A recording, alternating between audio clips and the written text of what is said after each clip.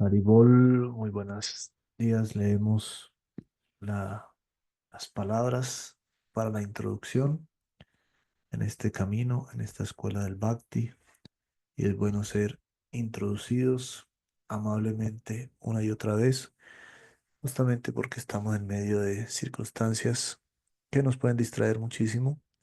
El mundo material corresponde o se ha manifestado como un lugar donde aquellos que manifiestan egoísmo puedan parcial, temporalmente y siempre con una idea de estar aprendiendo de las consecuencias del egoísmo, pero puedan tener cierto espacio para para ensayarlo de algún modo.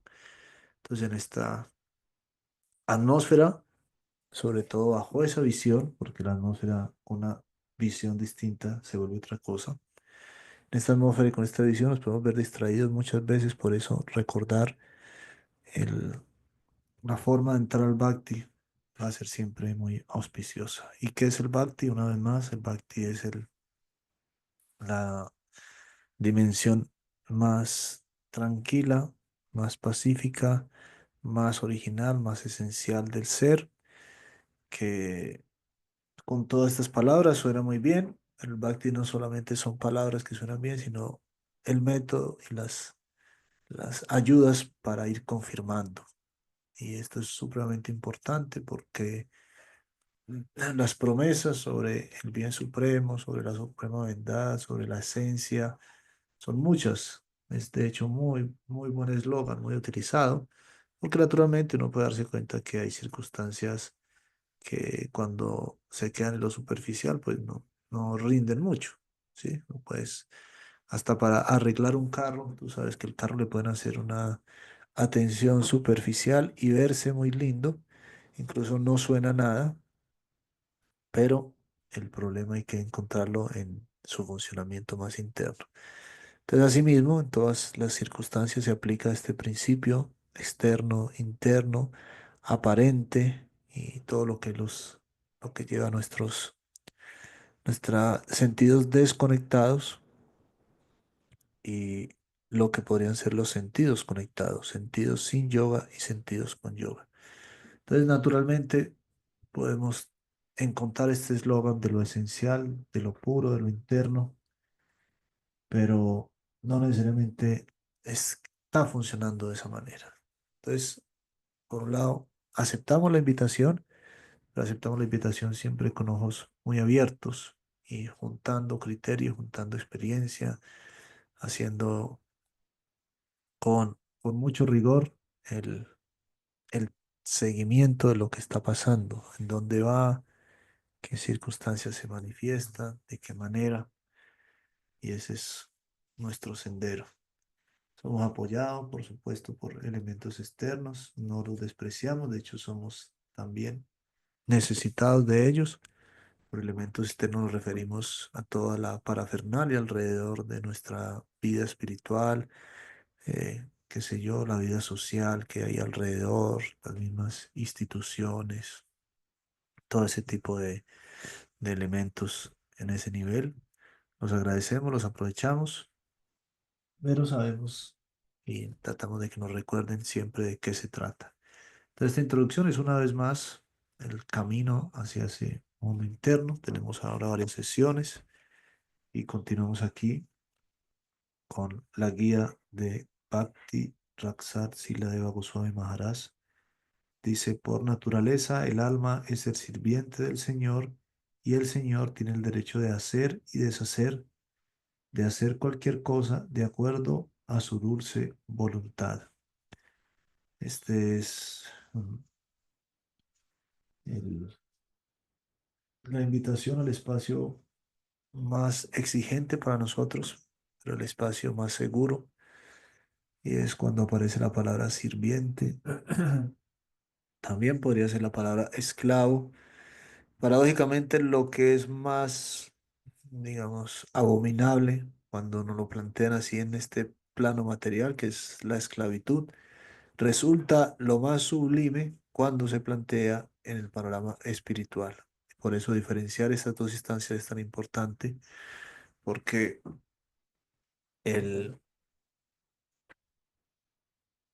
la esclavitud a lo que no merece nuestra atención es una, una cuestión que nos choca un montón. Pero la esclavitud que nace de que lo más preciado que tenemos, que es la libertad, sienta la necesidad de ser entregada, ¿sí? De decir, sé que tengo tanta libertad, pero no sé qué me ha pasado. Aquí estoy perdiendo mi, mi sagrada libertad por una situación sublime. Entonces, no es una libertad que ha sido robada, ¿sí? No es a través de la coerción, y esto es delicado porque se puede confundir y tener una vida espiritual coercitiva. Entonces, por eso es tan interesante saber que es algo que conquista la libertad, siendo la libertad lo más poderoso que tenemos, ¿no? Entonces, algo que conquista tu gran regalo, y cuando te has esforzado tanto por trabajar y tienes unos ahorros y ya no están contigo, pueden los ahorros no estar contigo por dos circunstancias, o porque te los robaron, o porque los entregaste a algo que merecía, que valía más que todo ese esfuerzo, que valía la pena. Creo que valía más, porque por eso hiciste el intercambio. Si valiera lo mismo, no necesariamente lo hace, incluso tú lo haces así como cuando hay promoción, rápidamente. Entonces, para eso es el capital, vamos a decir, para ya no tenerlo más, para despojarnos. Ahora te despojas, ¿por qué? Por la fuerza, o te despojas por la conquista amorosa. Y esa es la diferencia, pero despojo en todas las circunstancias. Así que esclavitud está a dónde dedicas tu tiempo. Porque así cuando siempre hay que elegir, decimos, tengo la opción de ir a muchos lugares en vacaciones, pero por simple matemática se sabe, cuando escoges una de las opciones, estás diciendo no al resto, entonces estás sacrificando el resto, estás sacrificando la libertad en pos de que pase algo. Ahora, sacrificar eso a la dulzura absoluta debería ser, o entender la mejor opción, cuando tengo que escoger, pues todos estamos diciendo, ¿y cuál será la mejor opción para viajar? ¿Cuál será la mejor opción para dedicar mi libertad? Y el Bhakti nos dice, el Señor Supremo es la mejor opción. Y tenemos que entender entonces en qué consiste eso. Como siempre, una vez más, ¿qué es eso del Señor Supremo? ¿Cuál es su voluntad? ¿Qué lugar ocupo yo después de que perdí mi libertad? Me he vuelto, ¿qué cosa? Y dice, si emprendemos las prácticas devocionales de escuchar, cantar, recordar y adorar, aceptando esta verdad, entonces y solo entonces serán devocionales nuestras acciones. Muy interesante porque bajo este principio de enamoramiento y entrega, todo lo demás entonces se vuelve, ahora sí, devocional, nutrido, es muy poderoso, porque nosotros podemos estar haciendo muchas actividades aparentemente devocionales todavía para querer con recelo conservar nuestra propia idea desconectada del mundo. Y eso se llama capricho. Porque todo lo que suena a mi propia idea suena muy chévere, ¿no? Y todo lo que diga, no es tu propia idea la que vale, suena muy, muy mal. Parece que fuera en contra de lo que soy, de mi determinación. Y evidentemente no te pueden, por decir una vez más, no te pueden robar tu propia idea. Tu propia idea es lo que te pertenece. Pero eso no quiere decir que no puedan cuestionar tu propia idea. Y ese es el punto. Entonces, sí, es propia y es lo más sagrado que tienes, tu propia idea. Justamente por eso deberías permitirte revisar de qué se trata y hacia dónde va. Entonces, muy interesante que todas las prácticas devocionales se hagan bajo esa apertura, porque pueden ser aparentemente las mismas externamente, pero no está pasando nada. Solo, dice, La actividad del alma rendida puede ser devoción. La adoración sincera nos ayudará a buscar la ayuda del Señor, pero por otra parte, solo podrá llegar a Él la oración que se hace con espíritu de rendición. Saranagati 1.5. Parecería una cuestión muy difícil. Dice, ay, ahora tengo que llegar a tal estado de rendición para que se escuche mi oración. Pero cuando analizamos en qué consiste eso del Saranagati, vemos que parte de una idea muy sencilla, no es para nada complicado, es casi que obvia. La idea es que le des a la otra parte su capacidad también de manifestar su, su voluntad. Cuando dos personas están hablando, pues muchas veces ocurre eso. Dice, no, pero escúchame lo que estoy diciendo. Un reclamo obvio, pero no, muchas veces no pasa. Está hablando con alguien y habla uno, habla otro, y dice, no, estuvimos hablando. Y cuando alguien va a revisar, dice, no, no estemos hablando. Habló ella, habló él, y a mí no me dejó decir nada. Entonces, básicamente, esto del Sanacti es un reclamo a que escuches también la otra parte. Así de sencillo. Dice, bueno, está Dios, todo bien, voy a hablar con él. Y hablar con él muchas veces, pedirle. Y si no obedece mi reclamo, entonces Dios no me escucha. Pero el Bhakti es muy bello. El Bhakti dice, pero es un poquito al revés. ¿Estás escuchando tú a Dios? Plantéate esa pregunta y ahí vas a empezar a descubrir este llamado Saranagati, este, esta rendición. ¿Qué es eso? Rendición a nosotros nos parece muy difícil, pero es justamente por el gran tamaño de nuestro ego. Entre más eh, grande y tortuoso nos parece la rendición es porque tenemos un ego más grande que no tiene ningún problema. Ego grande significa solo ignorancia, no es como una cosa ahí que, no sé, que sea como un defecto cuando alguien tiene la nariz grande, o no sé, yo no. Ego grande es solamente ignorancia, entonces es una cuestión de que no se ha entendido bien, no se ha realizado en qué consiste la rendición. El sendero de la devoción implica incrementar nuestra condición negativa para invitar al positivo a que descienda y nos abrace. Yo soy muy bajo y tú eres tan excelso. Tú puedes purificarme, tomarme y utilizarme para tu más elevado propósito, ser complacido. De otro modo estoy desamparado, soy rechazado. Pues ahí ya se pone una condición de, de darle una gran importancia al interlocutor. Y entre más atención, más validez se le dé, más efectivo. Porque recordemos, no estamos frente a ningún interlocutor ordinario. Entonces, si hemos sido sumisos ante tantas ideas, le hemos dado valor a tantas cosas, nos hemos mostrado sumisos, esclavos, oyentes de tantas cosas sin valor, ahora debemos considerar que esto es muy valioso. Por eso nuestro proceso siempre va a estar poniendo énfasis en darle el valor que tienen cada uno de los elementos. Muy, muy necesario. Ese referente. Cuando alguien no sabe cuánto vale algo, por ejemplo, es una de sus tareas. En las empresas hacen las diversas cotizaciones. Entonces hacen tres cotizaciones. ¿Cuánto vale? ¿Cuánto hay invertido en ello? Y en el buen mundo, por decirlo de alguna manera, en el comercio justo, entonces detrás de cada cosa se explica, esto es así de caro, porque detrás hay este proceso, hay este proceso, hay este proceso. Y entonces ya cuando uno tenía algo en la mano, de lo cual no conocía el proceso, y le explican el proceso, uno ya lo mira con otros ojos. Y le explican proceso para obtener el oro, o básicamente todo lo que es hecho a mano. Y le dicen, ay, esto, ¿por qué vale tanto? Entonces le explican, no, es que es hecho a mano. ¿Sí?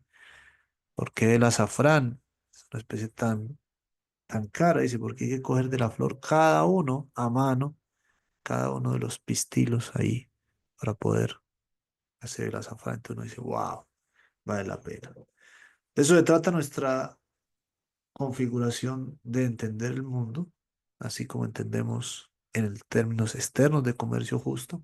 Ahí tendríamos que valorar el lugar del padre, de la madre, el lugar de las ideas y de los conceptos, el lugar de nuestros propios reclamos internos, de nuestras necesidades, el lugar de un concepto como Krishna, como Isvara, como Narayan, el lugar de una metodología planteada por el yoga.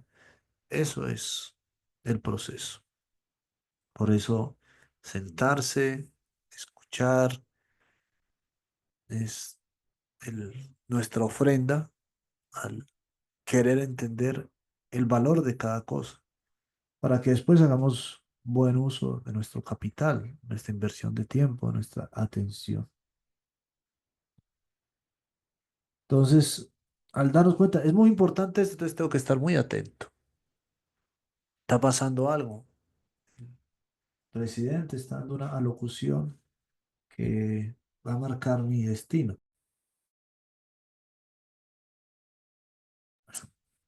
que va a marcar el destino del país. Entonces toda la gente está pendiente de qué va a pasar ahí, escuchándolo bien, ¿no?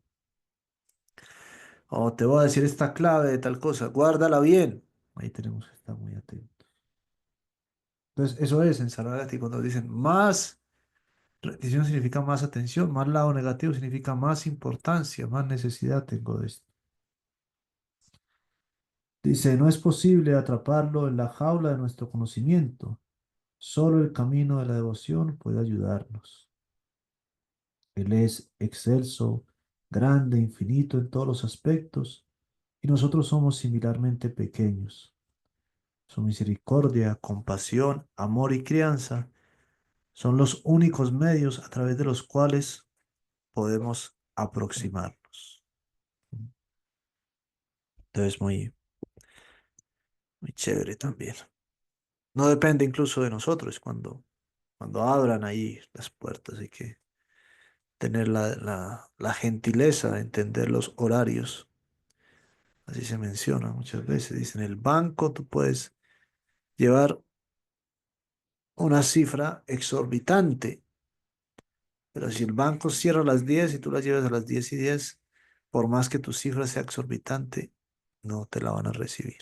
Y el banco necesita esas cifras, pero así es. Entonces aquí, muy interesantemente, se necesita contar con la disposición y saber que dependemos de ella, no por nuestro gran capital. La buena fe es autónoma en esa dulce tierra tan elevada. Entonces Krishna es autónomo en tal lugar, la cual fervientemente imploramos y esperamos para la asociación de la existencia superior como su esclavo, y esa será también nuestra feliz expectativa para el futuro.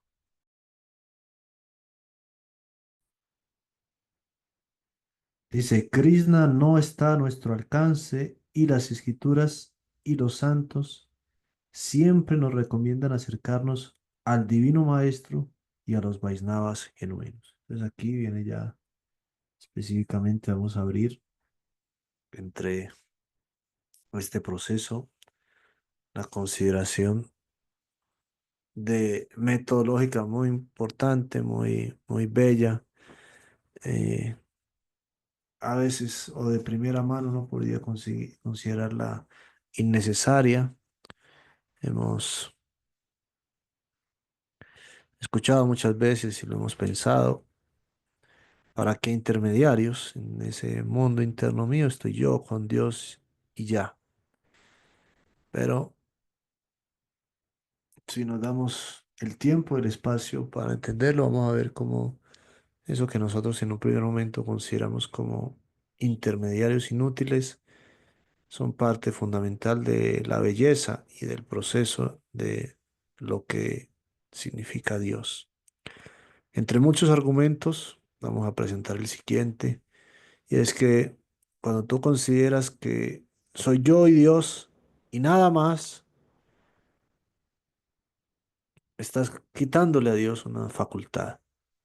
Es que estás pensando Él es solo para mí y ya podría ser, es decir, las demás almas no deberían ser consideradas en esto. Pero debe usted la facultad, Dios, de comunicarse contigo, atenderte, amarte, etcétera, pero también a las demás almas.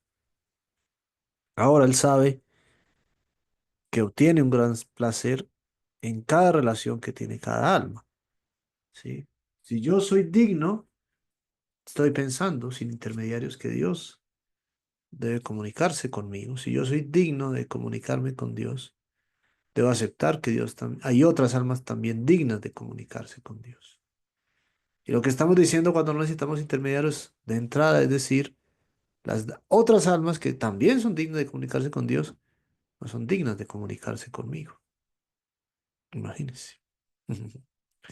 Soy más exclusivo que Dios. Soy más exclusivo que Dios. Una locura.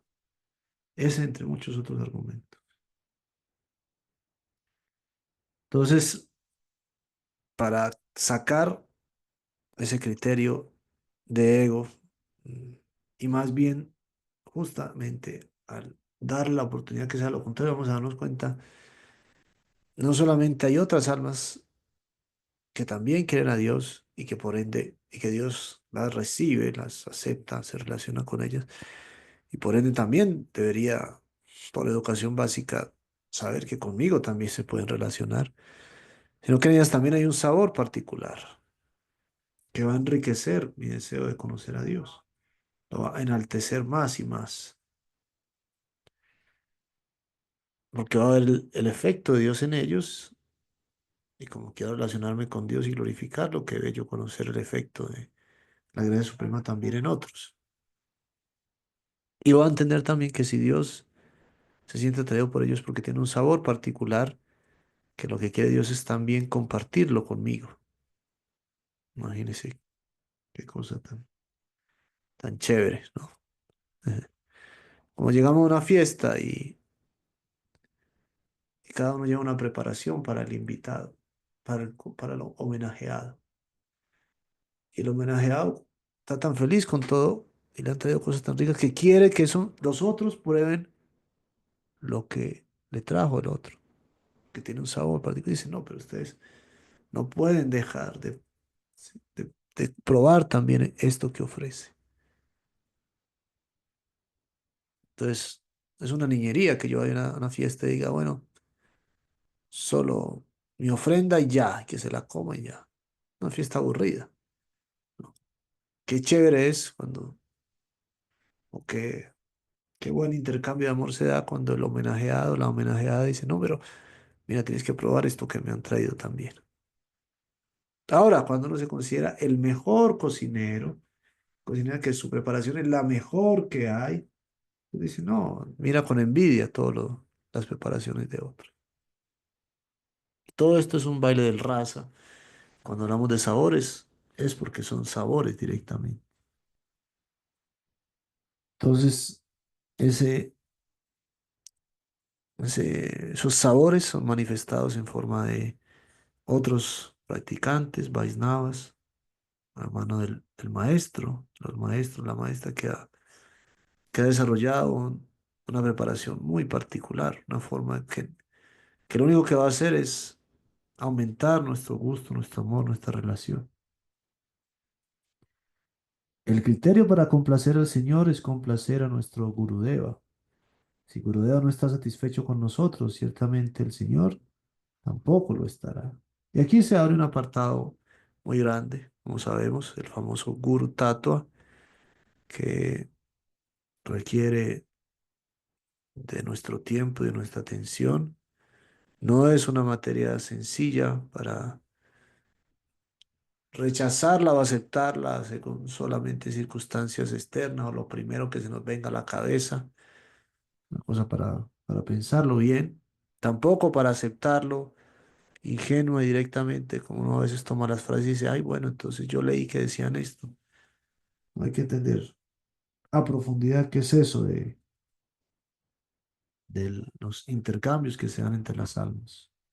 Una materia seria, una materia muy seria. En la escritura se cita una analogía en la cual se compara al Señor con el sol. al guru con un estanque y al discípulo con una flor de loto. Entonces el sol es Dios, el discípulo la flor de loto y el guru es el estanque. Si se retira el estanque, el sol abrazará y secará el loto, y el loto se regocijará solo mientras el agua del estanque lo rodee y lo respalde. Entonces, Gurudeva, en general, Guru Tattva, la potencia de la enseñanza, de la práctica, podemos decirlo, de la compañía, de la buena compañía, porque el Guru es básicamente una compañía. Ajá. Nos acompaña con su instrucción, la instrucción del Guru nos acompaña. Por eso es que existe la, la, el efecto de las acciones de muchos gurus a lo largo de mucho tiempo, mucha cadena. Y también necesitamos la compañía directa también, ¿sí? Porque a veces nos podemos quedar muy en lo abstracto y eso no es bueno.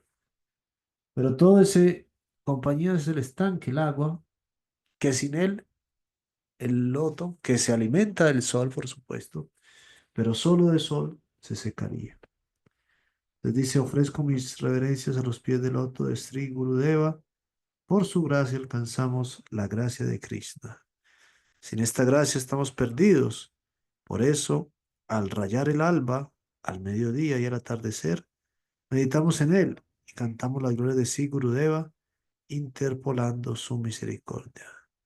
Ya sea prasada, Bhagavat prasado, ya sea prasada, Nagati Kutopi, Tayastu Vasta, Yasastri Sadhyan, Ande Guru, Si Charanaravinda. Es una estrofa del Guru Astaka, la estrofa número 8 de ese Guru Astaka. Las relaciones del Guru Vaishnava con el discípulo son producto de la gracia y su gracia es su voluntad de extender su riqueza hacia el discípulo. Ahí estamos viendo todos los medios, las facilidades, como una buena empresa. Una buena empresa dice, ¿qué cobertura tiene? Si yo viajo a otra ciudad, ya también tienen oficina. Así, cuando preguntas al Señor Supremo, bueno, ¿y usted qué cobertura tiene? Él le dice, tengo, si vieras con ojos generosos, tengo cobertura en todos los rincones. Interesante. Desde reconocer como una gracia de la opulencia de Krishna, la acción de sus devotos, es entender a Krishna en en un punto fundamental, porque es el punto que nos va a abrir las demás comprensiones. El deseo obviamente, dice, su instrucción del maestro, los Vaisnavas, es el medio para afirmar su voluntad, que es prestar servicio para la satisfacción del Señor. Y a través del servicio invitamos su gracia. Le decíamos, se abren estas puertas. Entonces, lo que entendemos de una buena asociación, cuando nos preguntamos, ¿será que yo sí estoy siendo realmente recibido en en este sagrado espacio de los Vaisnavas, en este sagrado espacio de los devotos? Es cuando recibe servicio. Mm. Ahora, ¿qué servicio puede darse por muchas circunstancias? Por su kriti, por necesidad, pero todo es muy valioso, ¿no? Nada es como que no puede decir, ah, bueno, no sé, se necesitaba ya, no, es muy orquestado por Krishna, esa convicción tenemos que tener, que no es fácil, porque a veces pensamos, bueno, ahí tenían esa necesidad y entonces aparecí yo y como no había quien hiciera no sé qué cosa en los platos, entonces, pues yo, pero así no funciona, es una mentalidad que es muy externa todavía. La mentalidad es, Krishna dispuso que hubiesen platos sucios sagradamente, dispuso el tiempo, la hora, el momento, el lugar para que yo pudiera participar en eso. Esa es la verdadera visión. Entonces, uno puede estar siendo ocupado en el servicio sin que esté pasando mucho. Por eso es una cuestión siempre, una vez más, externa e interna. Vean que yo sienta eso como una suprema gracia, como una suprema oportunidad, entendiendo que en realidad no hay ninguna necesidad externa como o para verse de forma externa, o perdón, que la necesidad externa es solo producto de otras dinámicas. Y ahí entonces yo digo, estoy siendo recibido, ahora sí de verdad, en la cofradía porque me han pedido que haga esto, me han ocupado en tal servicio. Y hay que seguir en esa medida, entendiendo, no solamente ocupándonos del servicio, sino entendiendo cada vez más cuál es el sentir. Entonces, estamos ocupados en el servicio, queriendo entender lo que es el servicio, como mencionamos, y después queriendo entender un panorama más amplio, integrarlo con más elementos. ¿A dónde va esto profundamente? Qué es ese? ¿Cuáles son los movimientos internos en el corazón de los Vaisnavas que los impulsan a esto? Y eso es muy animante y nos llena de mucho entusiasmo, de mucha dulzura. Descubrir no solamente la parte buena de la gente, como en estos días estuvimos hablando, muy chévere, de un juego que hicimos con tablero mágico, con Tercadamba. Entonces había alguien que, la pregunta sobre la alegría, nuestro amigo Miguel dijo, me alegra ver a la gente que hace cosas buenas. En esa misma línea, pero más que hacer cosas buenas con gran conocimiento, muy aplicado. ¿Qué cosas buenas la gente hace? No, hay, no sé, tengo que ayudar a alguien a pasar la calle, el típico ejemplo, cualquier cosa así. Pero no, ya alguien que se ha dedicado a saber más de la necesidad de la gente. Eso, muy impresionante, es el corazón del Vaisnava. Ha hecho una especialización, ha dedicado su vida, ha juntado datos, ha hecho cotejo de muchas experiencias para estudiar muy sinceramente cuál es la necesidad de la gente y para llenarse de ánimo se ha cuidado también para que apenas descubra o en la medida en que va descubriendo cada vez más cuál es la necesidad más profunda de la gente, más ánimo le resulta en ayudarlo. De eso se trata el Bhakti en su práctica. Trata de una muy seria indagación acerca de mi mayor necesidad a la par de la mayor necesidad de quienes estén a mi alrededor y mi capacidad de ayudarme a mí y ayudar a otros. En ese nivel, repito, no solamente hay una ayuda en la bondad externa, que también es muy loable, que también tenemos que mantener, pero a la hora de escoger una cosa, entonces sabemos, la necesidad real de esto es esta, por este tipo de estudio. Ahora, ¿y cómo llevamos eso a la gente? Ese ya sería otro departamento más. Porque a veces por no entender la necesidad real, entenderla solo de forma externa, nos vemos unas personas que imponen esa solución en otros. Ocurre mucho, ¿no? Entonces, en la medida en que verdaderamente lo entendamos la necesidad, entendemos que la primera necesidad de todos es la libertad, por ejemplo, ¿sí? Donde dice, ¿quién eres tú para decir lo que yo necesito? Ese es el punto primero. Lo primero que he entendido es que eres libre, pero también he entendido que existe la ignorancia, en mí y en otros. Pero de la ignorancia solo sales tú. Sí, hay una antorcha del conocimiento, dice el verso, abrió mis ojos con la antorcha del conocimiento. Entonces, sí hay antorchas muy importantes, hay señales en la vida muy importantes, pero el que decide caminar hacia la antorcha es solamente una persona. Entonces, por eso la libertad va a estar al principio. Alguien puede decir, no, pero alguien lo pueden cargar y lo pueden llevar, pero siempre va a estar la posibilidad de dejarse cargar o no dejarse cargar. Incluso podemos ir obligadamente a algún lugar y todavía queda dentro de nosotros el espacio interno de no conectarnos con eso.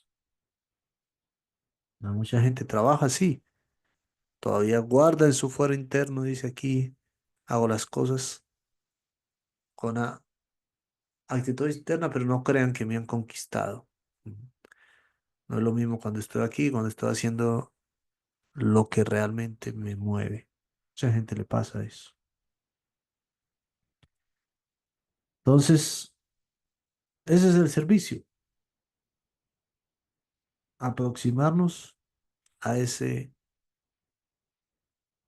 mundo lleno de experiencias, lleno de, decimos, de sensibilidad y de poder sobre lo que se llama una misión, un propósito, un objetivo, una acción. El deseo obviamente de servir atraerá su compasión. Entonces estamos viendo cómo se vuelve este intercambio tan bello. El deseo obviamente de servir atraerá su compasión y traerá buena voluntad para animarnos en nuestra relación con la entidad suprema. Lo primero es rendición. Debemos ofrecer respeto exclusivo, pranipat. De lo contrario, no podemos acercarnos a él. Entonces hay que darle su lugar, como decíamos ahora, su valor. Eso es pranipat. Segundo, podemos hacer nuestra indagación sincera y sustancial. Eso se llama pariprasna.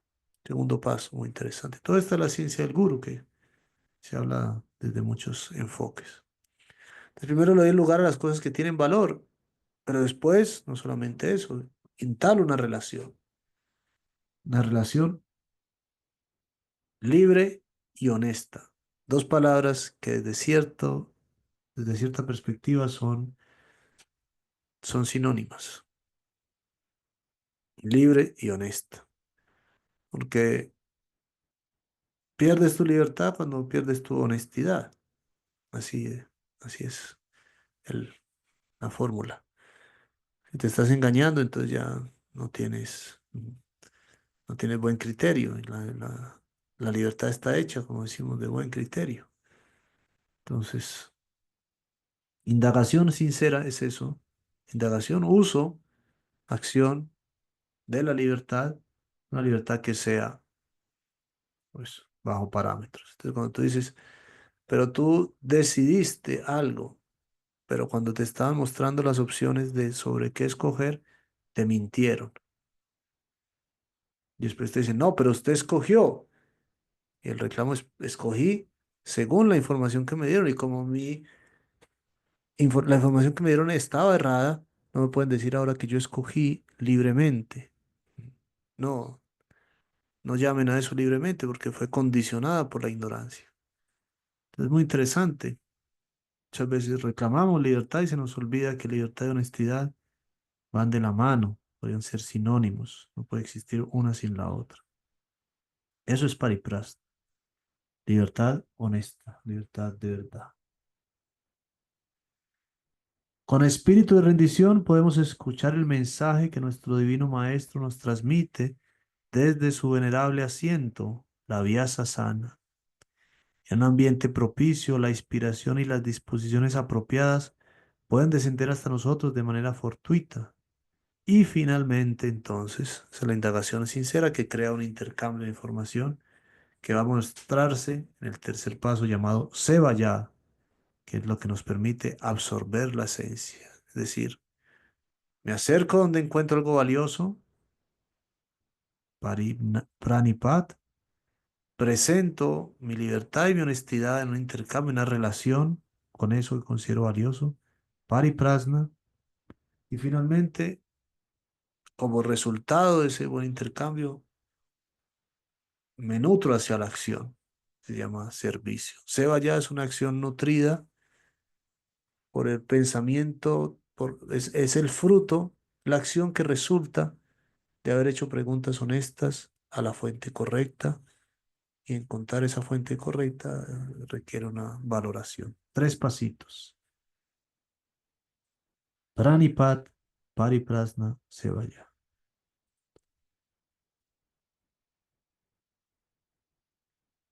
Dice así. Por instrucción de su Gurudeva, Devarsinarada le dio una instrucción. Vyasadeva, por instrucción de su Gurudeva, Devarsinarada, Vyasadeva tuvo que emprender un desarrollo progresivo. Srimad Bhagavatam 1.5. Narada se haya establecido en la devoción libre de cálculo, Jnana Sunya Bhakti, o Jnana Vimukta Bhakti Paramaha. Y por encima de Narada está Uddhava, quien se encuentra establecido en el exclusivo amor divino por Krishna, Premaika Nistaha, hasta que uno alcance a Goloka, en donde existe el más completo concepto de Krishna. Todas las demás etapas pueden ser cambiantes. Cuando uno se encuentra firmemente establecido en su relación de servicio al Señor original, Swayam Bhagavan, Krishna, ya no hay más cambios. En la narración del Brihad Bhagavatamrita, Gopakumar pasa por Vaikunta, Ayodhya, Mathura, Dwaraka y finalmente llega a Brindavan. Allí su relación divina particular con el Señor culmina firmemente con la amistad, Sakya Rasa. Para él, las etapas anteriores fueron pasajeras, aunque otros podrían encontrar una relación permanente en una de ellas. Hay etapas progresivas de inmortalidad positiva. Entonces, todo esto es un campo ya más específico. Nos sirve en este momento introductorio para conocer lo, lo que nos espera, que son una serie de paisajes, de sensaciones, de personas, que bajo el buen proceso vamos a sentir algo muy cercano, muy, sí, con una invitación muy amistosa para nosotros. Porque cosas raras hay muchas, pero a veces no nos sentimos como parte de ellas. Entonces algo sí nuevo, hasta un punto extraño, pero bajo la buena mirada nos va a resultar muy cercano, muy familiar. Dice, a orillas del río Godavari, en la conversación sostenida entre Sri Chaitanya Mahaprabhu y Ramananda Roy, la totalidad del desarrollo teológico fue expuesta en planos sucesivamente más y más profundos. Pues, el Ramananda Sambat, la conversación entre Chaitanya y Ramananda, las de las personalidades que nuevamente se van revelando a nosotros. Pero ¿cuál es el punto que está sosteniendo aquí el autor? Existen unas ciertas jerarquías, un progreso en ese sentir, que el ejemplo que damos siempre es que en el sentir hay jerarquías. No es lo mismo los amores que tenemos por personas externas, compañeros de trabajo, que el que podemos sentir por una pareja, por un hijo. Así, entonces ahí. Todo bien, todos los sentimientos son válidos, tienen su lugar, pero evidentemente otros exigen de nosotros algunos puntos más dulces, más sentidos. Existe una jerarquía positiva de relaciones divinas con el Señor en etapas progresivas para los diferentes tipos de devotos. Karma Vyak, Kakriti, Upadesambrita 10. Y cada una de ellas tiene una relación, tiene su relación central trascendental, característica, perdón. Vaikunta, Viveki, Naha, Upadesambrita 9. Estos son los versos del Upadesambrita que van estableciendo este progreso. Dice, en el reino divino, el grado y la profundidad de la rendición también pueden medirse de conformidad con la ciencia de las modalidades, es decir, el rasa tatua. Entonces ahí vemos que este es uno de los apartados que hemos hablado varias veces de la ciencia del Bhakti en su desarrollo, la ciencia del Bhakti es la ciencia de las relaciones. Entonces existen relaciones en pasividad, servidumbre, amistad, paternidad y relación conyugal. Santa raza, Dasya raza, Sakya raza, Vatsalya raza, Madhurya raza, que son las divisiones naturales, cada una de ellas sucesivamente de una esencia más sutil. Y superior a la relación conyugal directa con Dios está lo más elevado de toda la gama de servicios devocionales, el divino servicio, la suprema mitad predominada, Sir Radha Dasya. Obula Premanandi, Hari Hari Bol.